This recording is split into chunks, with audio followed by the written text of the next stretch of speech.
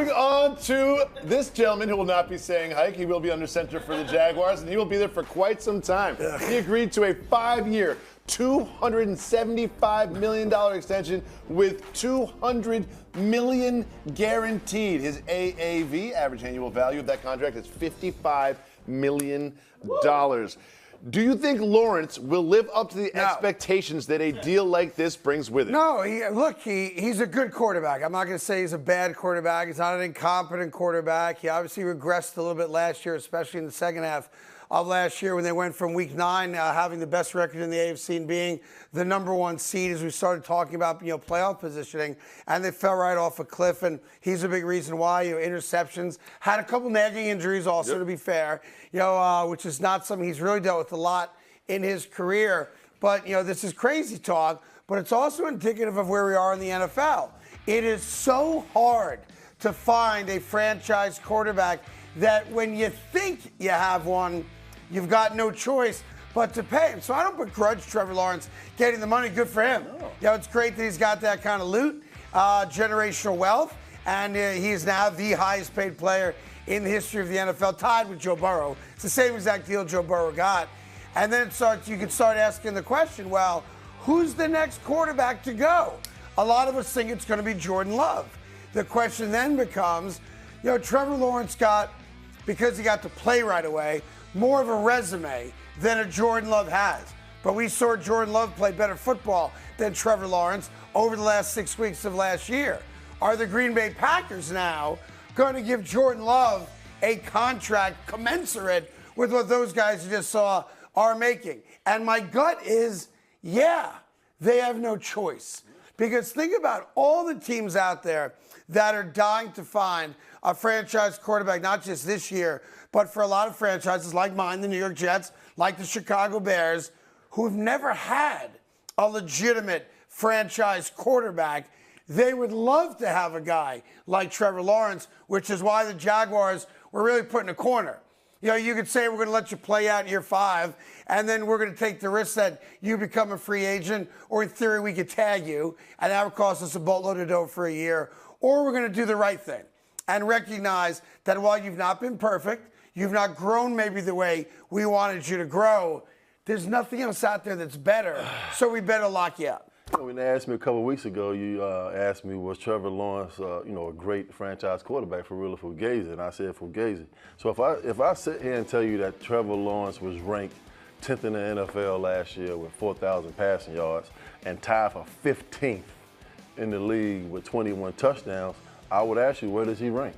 Yeah. And when I was playing, you had to be the best or one of the best players at your position, because if you want to get paid, it was based off of performance. Sure, right? As it should be. Yeah, now it's based off of next man up. So if you're the Green Bay Packers and their front office, this is a gut-wrenching deal for you, because Jordan Love is probably, I would say, a better quarterback than Trevor Lawrence. And he's thrilled. And now, if we're going off statistics, and you look at Tua and the season that he had last year, now he's sitting back like, well, if Trevor Lawrence can go get this kind of money, myself and Jordan Love included, we're better than Trevor Lawrence. And let me stop you there. Can you guys put that list back up, the first one you had? Because what Plax is saying is important, because you've got Tua, who's never won a playoff game, Jordan Love, who's really had a good 8-game stretch, to be fair, thus far. And take Dak Prescott out of the mix because he's played longer than those guys, and he has a couple playoff wins. We just know his deal is that his regular season does not equate to what he does in the postseason. But if you put the other list back up, here's the difference here, if I may. Jalen Hurts has been to a Super Bowl. Lamar Jackson's won an MVP award twice.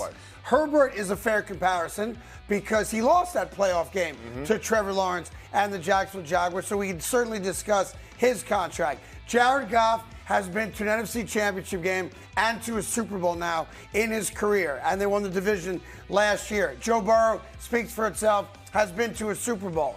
So Trevor Lawrence is really in the Justin Herbert category of those guys, because all the other guys have either playoff successes and or Super Bowl appearances, right? And that's the differentiator between those guys. Your point is great. If I'm Tua, and if I'm Jordan Love, those are the two main guys that we talk about being up next. Yesterday was a great day because the Dolphins and the Packers now have no argument against my requesting that type of dough. Yeah, that's why I said, a couple weeks ago, where do you go if you're the Jacksonville Jaguars if you're looking for a franchise quarterback? Right. There's nobody out there. So Trevor Lawrence is the best guy that you have for the job because you drafted him the first pick. You're not going to start over and basically rebuild the franchise. 'Cause you can't. But the quarterback market is the next man up, man, and it's crazy because you used to have to earn it, so to speak. I'm not saying that he didn't, but be paid the highest That's the crazy in NFL part. history. Yeah, and here's the thing that always gets me, and I say this all the time, good job by his agent, and the Jaguars, I'm sure, thrilled that they've got their franchise quarterback locked up. But I'm always a believer when I try to figure out what side of the negotiating table I'd want to be on.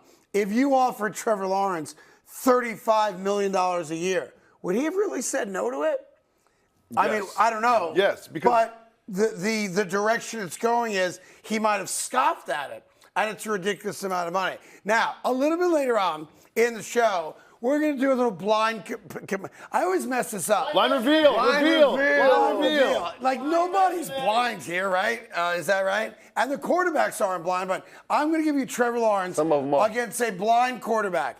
And when you see this You comparison, always say that. you are going to love this.